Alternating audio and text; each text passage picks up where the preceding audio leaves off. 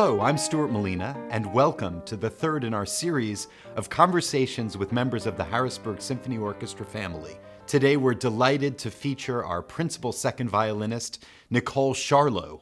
But before we get to our interview, I'm very happy to announce today that next week we will be streaming our opening of our Masterwork season.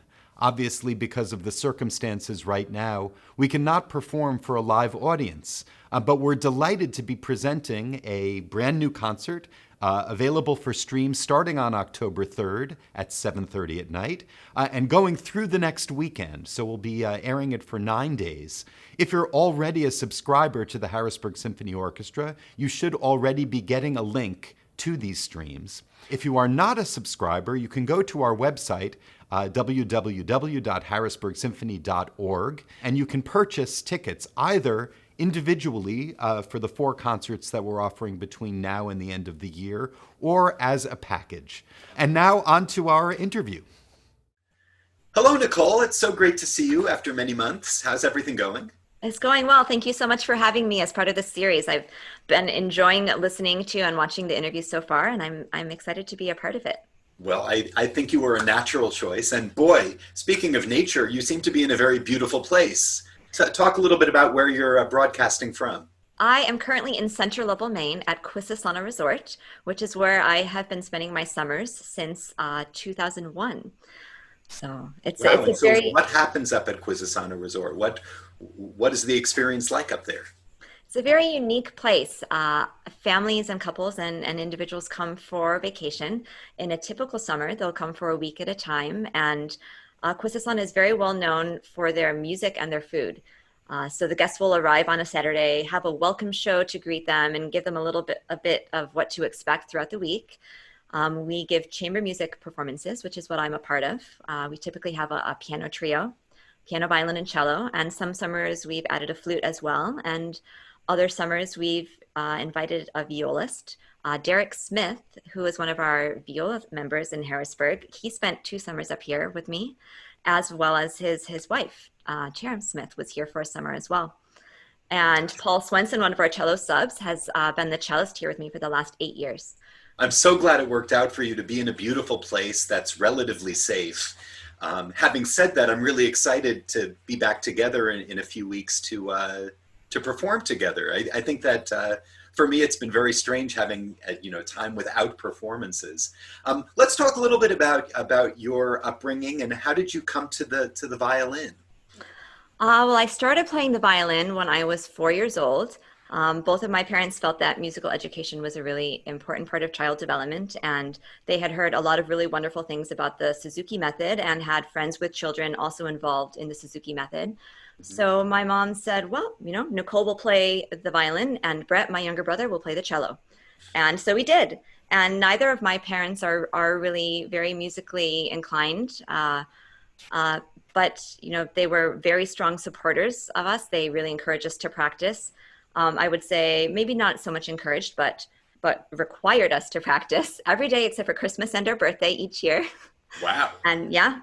And, there were obviously times when we would butt heads about it, as all kids do with things like that. But I really, really value the support and encouragement that my parents gave me. And it's obviously led me to where I am today.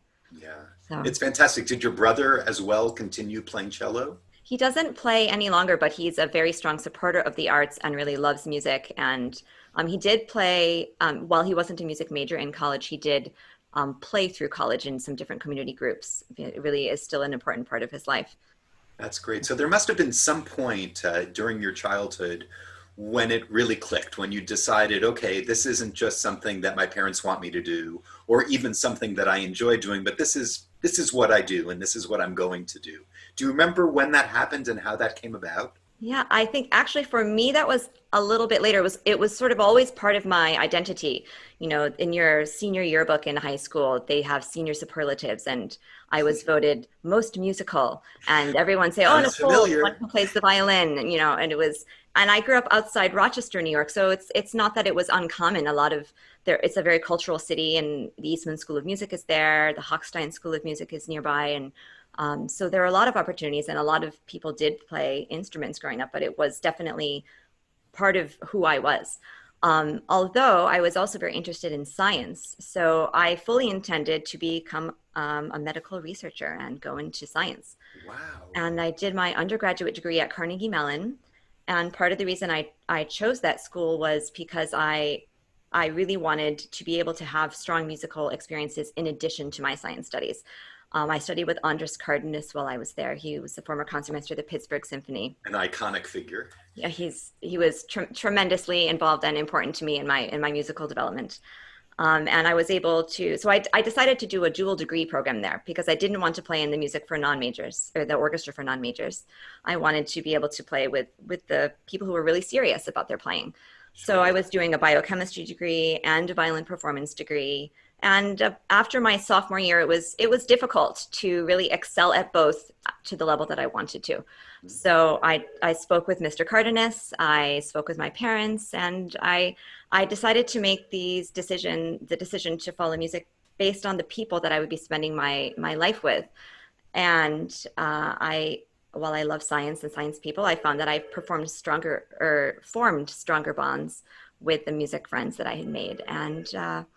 And so here I am. I dropped my science degree and I finished my music degree. Well, I'm certainly grateful that happened.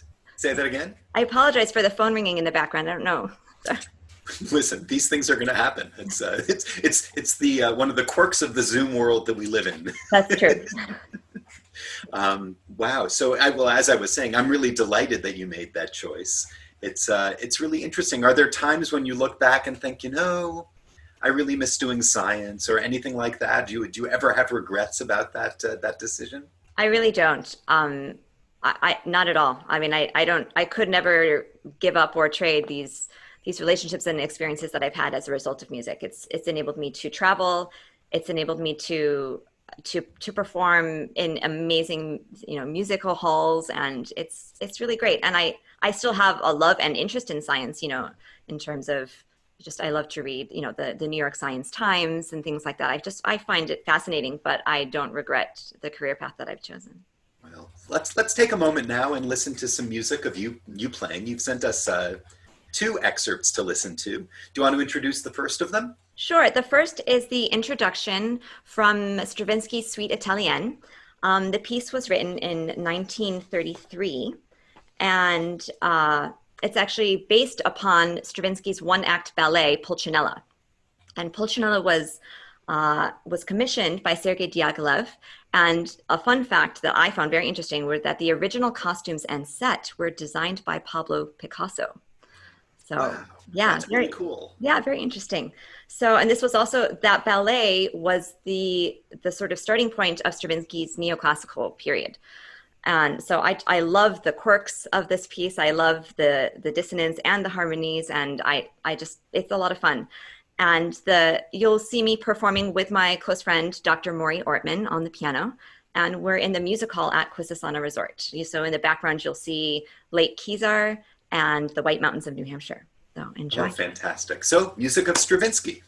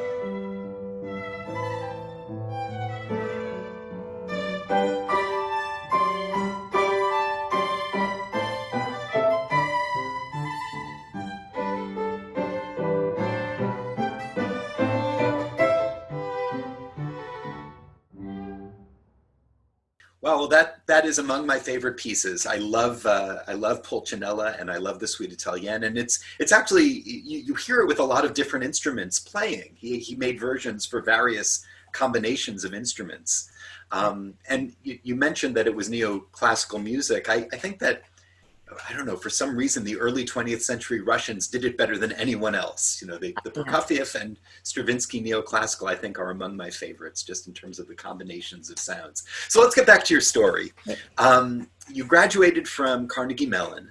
You had decided that, of course, that you were going to pursue music. What did you do at that point? Well, while I was at Carnegie Mellon, Lucy Robert, who was a colleague of Mr. Cardenas's from the Gingold studio at Indiana University, she had come to give a masterclass at Carnegie Mellon that I performed in. And I loved her playing. I loved her energy and her teaching style. And so when I was applying to graduate schools, Manhattan School of Music was at the top of my list because I was very interested in studying with her. And so I did go to Manhattan School of Music for my graduate degree. Another reason that the school felt like a good choice to me was because I felt that wherever I ended up for grad school would likely be some place that I would stay for a number of years after. And New York City has so much opportunity for musicians, so many chances for networking. And I felt it would be a good move to end up there and start building connections while in school to sort of ease my transition into the real world. Were you at all intimidated by going to the big city? I mean, it's a city unlike any other city. Was it overwhelming in any way going to New York? I would say it was a little bit overwhelming, but I had a very close friend that I had met at a summer festival in high school. We were roommates at the Chautauqua Institute together the summer after ninth grade, and she and I had stayed in really close contact. And just another reason that I chose music, just these really strong bonds. And she was also moving to New York City for grad school, and her father lived in New York City. And so we had sort of a home base to stay while we were looking for apartments. And I felt like I had already a little bit of a family there. So it didn't feel quite so lonely as I'm sure it may for some people who really go without any connections initially. Yeah. And so how did you come to Harrisburg? What triggered you to decide to audition to begin with, and when was this? Can you tell the story of your audition and how you came to come to the Harrisburg Symphony? Absolutely. One of my very close friends, Alicia Lager, whom I met at Manhattan School of Music when I was in grad school, she and I were roommates after we finished with our school, and she auditioned immediately after we graduated in 2001 and won the position of principal second violin. And she so enjoyed her time with the symphony. She loved working with you, Stuart. She loved we enjoyed her too. She's fantastic in so many ways. She's actually now in Berlin playing with a concert house orchestra. So she's done really wonderful things. And she loved it so much. And she said, Nicole, you have to audition. This is such a great time. It's everyone gets to go and we just rehearse and we go out to dinner and we just rehearse again and we perform. And it feels so wonderful. You should audition. And so the following year, there was the spot open for assistant principal second violin. One of maybe it was assistant concertmaster was open, and a number of section spots. So I felt good about my possibilities for winning a job, and I had been practicing a lot. And we would be in our apartment in New York, and I'd be practicing, and she would say, "No, that part was out of tune. No, try that again. No, you're rushing." She wanted me to have the job so that we could have the experience together. And so she was really helpful in helping me prepare. Well, I remember that audition really well. And in fact, I think of those two auditions, when she got the job and when you got the job, as kind of a turning point in a sense for our violin section particularly, but our string section even in a greater sense, because it opened up this world of New York freelancers that we hadn't really had many of before. And then suddenly there was this stream of young, talented, fun people coming from New York. So thank you very much for that. Oh, I'm pleased to have contributed. Was there any adjustment period coming into this job? I mean, you won the job of assistant principal second violin. Was it an easy transition for you? Did it feel comfortable right away? It did feel comfortable to me, probably partly because my stand partner was my roommate. So I wasn't so worried as I may have been sitting with a complete stranger in a leadership role. Yeah. I had luckily had a lot of opportunity to sit in leadership positions in school growing up. in my youth orchestra at Carnegie Mellon, at Manhattan School of Music, and in summer festivals as well. So it was not a totally foreign spot for me to be.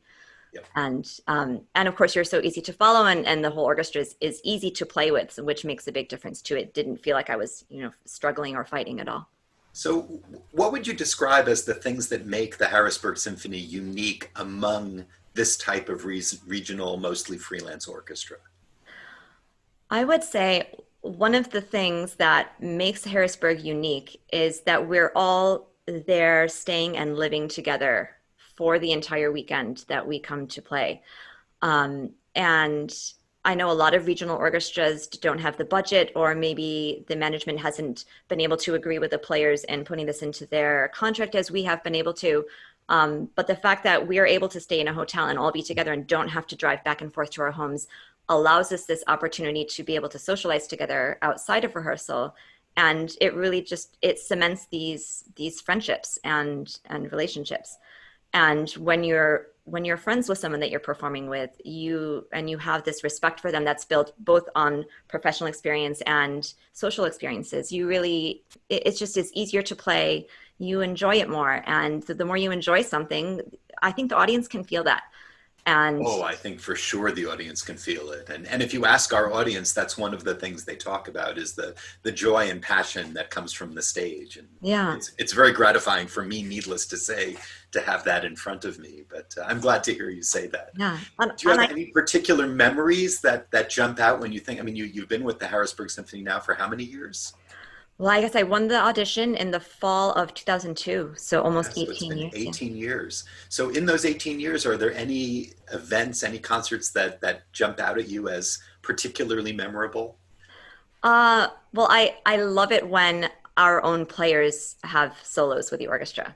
And through my time at Harrisburg Symphony, I've become very close with Fiona Thompson. She and I are very good friends. And just seeing her perform her concerto with us was just spectacular for me. It just gives me the warm and fuzzies, and I just loved it. And equally so, playing in Stewart and Friends concerts with you. I know it's not the whole orchestra, but it's a performance opportunity that comes from the symphony, and I enjoy every time we get to play together. And I particularly love those concerts too. I mean, it's nice to have a different way of interacting with the players. I mean, I really do consider you all very good friends, and over the years we've all become close. But getting to play chamber music together is a particular joy, and that group, I mean, it's been the same personnel for so many years. We know each other in a lot of wonderful ways. So I'm glad that you enjoy it too. yeah, Let's go to your second excerpt. What other piece do you have to share with us?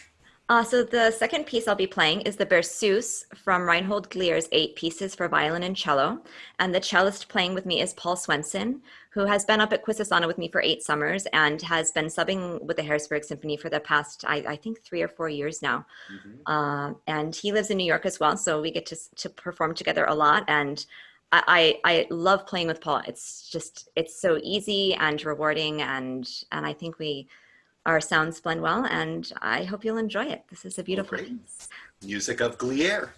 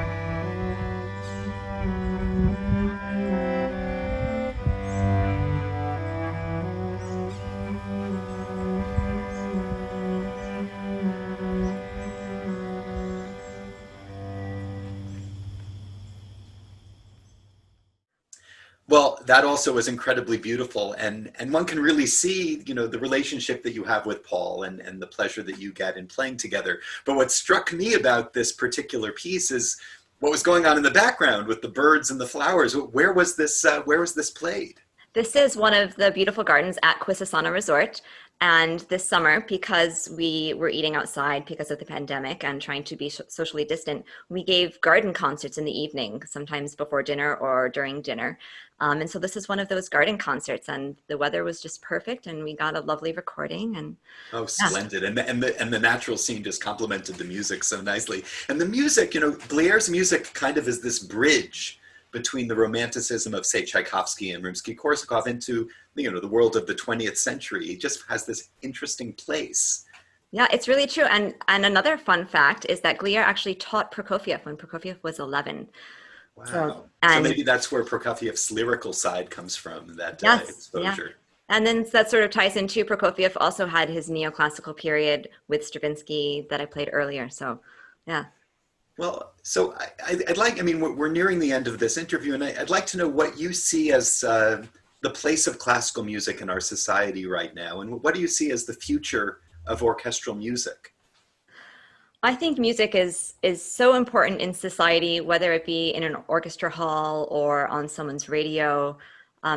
It's a little cliche, but they say that music is the universal language. And I feel that people really do turn to music for all of their emotions, for a celebration at a wedding or a remembrance at a funeral, or to help get some aggression out if you're angry. And it's such an important part of everyone's existence, whether they recognize it or not. And I think it's important that orchestras really try to find that connection with their audiences again. And in order to connect with young people, so many young people are overstimulated these days with electronic devices and so many things coming at them visually and auditorily, and I think that we may need to be a little bit more flexible and maybe try to offer some more multimedia performances to pull in some younger audiences. And I loved it when Phil Snedeker played his trumpet concerto and he made the slideshow. And I know there were mixed feelings about it within the orchestra and maybe even within some audience members. But I do think that is a way, at least a start of a way to try to connect with younger audience members. I do think there's something to be said for that. And it's not so much dumbing down the experience, but rather it's training the audience to accept these larger forms. As you say, we're in the sound bit kind of world where 2-3 minutes is a long exposure, Right. let alone sitting through a Mahler symphony that lasts an hour and 20 minutes. Right. And so any way that you can bring an audience into the concert hall and expose them to these larger forms of music, even if it involves other kinds of input, I think it's a wonderful addition to the performance rather than diminution of the performance. Yeah, when the New York Phil does the movie night where they play the score along with the movie, I think that's a wonderful way to have people recognize that classical music is actually a very big part of film score. We watch movies, and I think sometimes the soundtrack is sort of in the background, and we don't really always pay attention unless there's a very specific point in the movie. But it just creates more awareness doing projects like that. And I think that it could be maybe not the only way we perform, hopefully, but maybe a way to bridge this gap to the new generation. Yeah. So in general, are you optimistic? Are you pessimistic? I'm always optimistic. I think that anything that people are inspired about, I think inspiration and excitement is contagious. And if musicians continue to be excited and present what they love, how can someone else not feel that energy and latch on? Well, amen to that. Nicole, thank you so much for being with us. It's a pleasure to chat with you, a pleasure to see your face after many months, and I'm really looking forward to seeing you in person very, very soon. Thank you so much, Stuart. This was really, really lovely. Great to see you as well. I hope you enjoyed that conversation with Nicole Sharlow, our principal second violinist. Next time, we'll be featuring a conversation with our concertmaster, Peter Sorotin, who will talk about his fascinating journey from Ukraine to Russia to the United States. And he'll probably talk a little bit as well about what Market Square Concerts is doing during this pandemic period. Again, I would like to invite you to join us next week for our opening night. beginning October 3rd, and you can visit our website, harrisburgsymphony.org, for information on tickets. And thank you very much to George and Natalie for putting together these videos, and thank you, of course, for joining us and watching. See you next time.